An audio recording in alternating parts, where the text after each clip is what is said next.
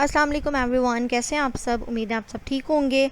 आज का मैं लेक्चर लेके आई हूँ आईसीएस पार्ट 1 के स्टूडेंट्स के लिए। मेरी पिछली वीडियो में भी मैंने आईसीएस पार्ट 1 के लिए एक लेक्चर अपलोड किया था जिसका नाम था, टॉपिक का नाम था अरिथमेटिक मीन। अरिथमेटिक मीन हम लोगों ने डिस्कस किया था, उसको हम लोगों ने ग्रुप और अनग्रुप के लिहाज से हमने पढ़ा था।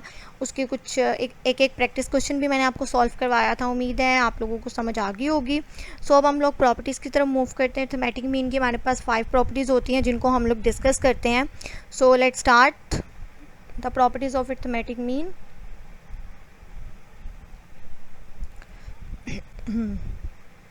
ये हमारे पास प्रॉपर्टी नंबर 1 है। प्रॉपर्टी नंबर 1 आपके पास क्या होती है? The algebraic sum of the deviation of observation from their mean is zero. आपके पास जो अलजेब्रिक सम होता है अपने डेविएशन से, अपने ऑब्जर्वेशन फ्रॉम देयर मीन, वो ज़ीरो होता है। अभी किस लिहाज से, पहले मैं आपको एक्सप्लेन करती हूँ कि सम ऑफ डेविएशन हमारे पास क्या होता है। सम का मतलब होता है सिग्मा का साइन, ठीक है। डेविएशन का मतलब होता है किसी चीज़ को माइनस करना। ऑब्जर्वेशन का मतलब होता है कोई भी टर्म लो उसको माइनस करो, देयर मीन यानी कि उसके मीन से माइनस करो, ठीक है। सम ऑफ डेविएशन मीन, आपने किसी भी टर्म को लेना है और उसके मीन से माइनस करने के बाद उसका सम ले लोगे तो वो कहता है कि वो हमेशा इक्वल होता है ज़ीरो के।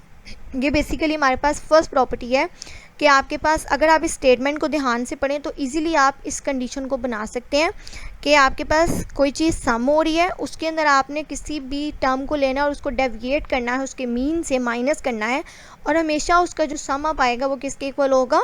ज़ीरो के इक्वल होगा।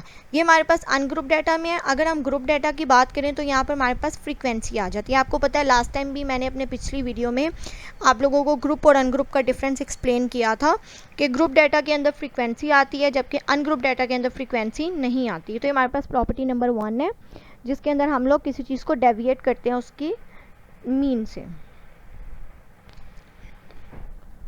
सो ये हमारे पास प्रॉपर्टी नंबर 2 है जिसको बेसिकली हम लोग कंबाइन मीन कहते हैं। अब ये प्रॉपर्टी क्या है? कहता है some time it is desirable to calculate the combine mean. कहता है बाज़ औक़ात हमें कंबाइन मीन फाइंड करने की ज़रूरत पड़ जाती है, तो इसीलिए ये प्रॉपर्टी बनाई गई है बेसिकली। ऑफ 2 और मोर samples mean using the individual sample mean and their sample sizes, it would be denoted by y bar c। आप इसको किससे डिनोट करते हैं? y बार c से, यानी कि y के ऊपर डैश डालते हैं और साथ छोटा सा सबस्क्रिप्ट में c लिख देते हैं। सो कंबाइंड मीन का फॉर्मूला क्या होता है? Sigma n y bar divided by sigma n, यानी कि हर मीन को आप मल्टीप्लाई कराओगे उसकी ऑब्जर्वेशन से और डिवाइड कर दोगे टोटल ऑब्जर्वेशन पे, तो आपके पास क्या निकल आएगा? कंबाइंड मीन निकल आएगा। अब यहाँ पे तो हमने प्रॉपर्टी स्टेटमेंट के लिहाज से पढ़ी है।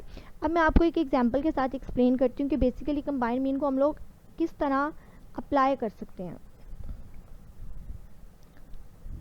तो ये हमारे पास एक एग्जांपल गिवन है।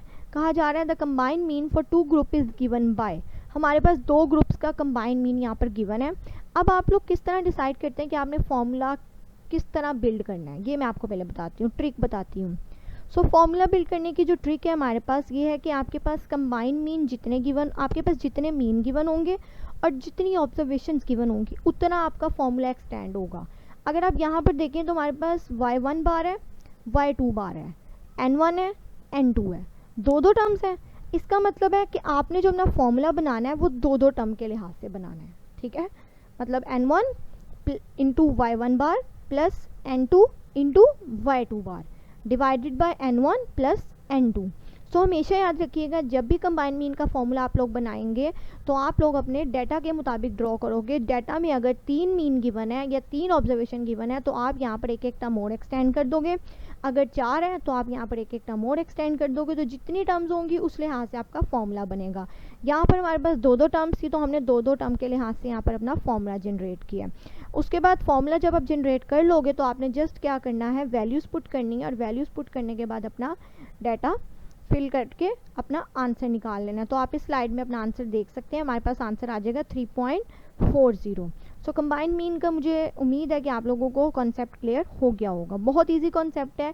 बेसिकली कंबाइंड मीन आपके पास इसलिए होता है कि आपको बाज़ औक़ात उन्होंने काफ़ी ज़्यादा मीन दे दिए होते हैं और काफ़ी ज़्यादा ऑब्जर्वेशन दे दी होती हैं, तो वो कंबाइंड मीन के ज़रिए ही हम लोग अपना टॉपिक को सॉल्व कर सकते हैं। सो अभी प्रॉपर्टी नंबर हमारे पास 3 है। प्रॉपर्टी नंबर 3 हमारे पास क्या कहता है? The sum of square of the deviation of their observation from their mean is minimum. अब पिछली प्रॉपर्टी नंबर 1 में हम लोगों ने क्या पढ़ा था, sum of deviation from their mean is 0, ये पढ़ा था। लेकिन अगर आप उसी टर्म का स्क्वायर ले लोगे तो वो क्या हो जाएगी, मिनिमम हो जाएगी। ठीक है, ठीक, उसी टर्म का अगर आप स्क्वायर ले लो ग्रुप में भी और अनग्रुप में भी, दोनों लिहाज से, तो वो आपके पास मिनिमम बन जाएगा। तो ये प्रॉपर्टी नंबर 3 है जिसके अंदर आप अपने सम ऑफ डेविएशन का स्क्वायर ले लोगे तो वो मिनिमम फॉर्म में कन्वर्ट हो जाएगा। सो ये बेसिकली हमारे पास प्रॉपर्टी नंबर 3 थी। अब हम लोग प्रॉपर्टी नंबर 4 की तरफ मूव करते हैं। ये है प्रॉपर्टी नंबर 4। प्रॉपर्टी नंबर 4 क्या कहता है, the mean is affected by change of origin. अब आपके पास दो तरह के कॉन्सेप्ट होते हैं, एक होता है ओरिजिन, एक होता है स्केल।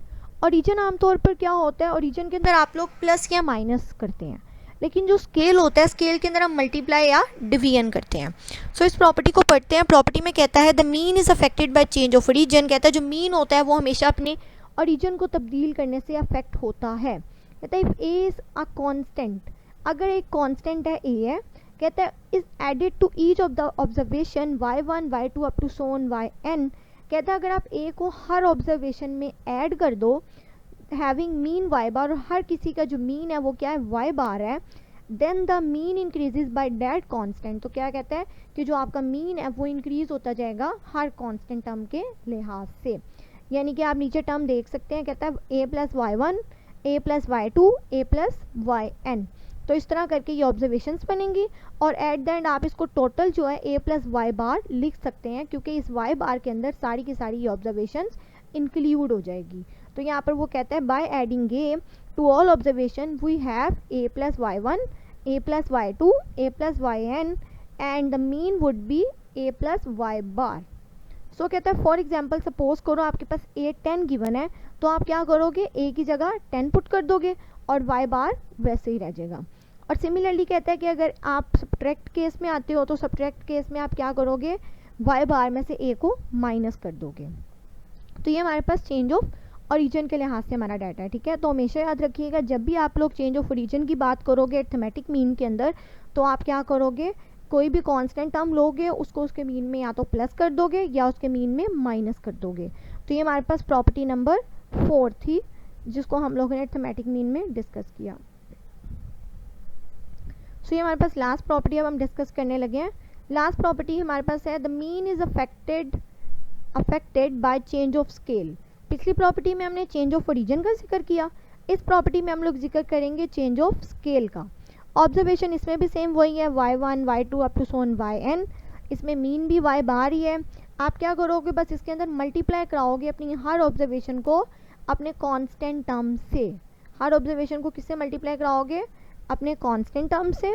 और मल्टीप्लाई कराने के बाद जो आपके पास कंडीशन बन जाएगी वो आपके पास बनेगी a plus y1 bar a y2 bar a y up to so on. ठीक है, और फाइनल जो आप इसको लिखोगे a y बार लिख दोगे। लेकिन आपको मैंने अभी बताया कि ओरिजिन के अंदर हम लोग माइनस और प्लस करते हैं, जबकि हम लोग स्केल के अंदर मल्टीप्लाई एंड डिवाइड करते हैं। तो इसके अंदर अगर आप डिवाइड की फॉर्म लिखो तो डिवाइड में क्या होगा, a को डिवाइड कर दोगे y बार से। सो ये आपके पास अरिथमेटिक मीन की प्रॉपर्टीज़ थी जो मैंने आज की वीडियो में डिस्कस की आपसे। मुझे उम्मीद है कि आप लोगों को सारी की सारी प्रॉपर्टीज़ समझ आ गई होंगी। ये बहुत इजी प्रॉपर्टीज़ हैं, इनको अगर आप ध्यान से पढ़ें तो ये हमारे पास प्रॉपर्टी नंबर 1 थी जिसके अंदर हम लोगों ने सम ऑफ डेविएशन किया था और हमने कहा कि सम ऑफ डेविएशन अपने मीन से हमेशा 0 के इक्वल होता है।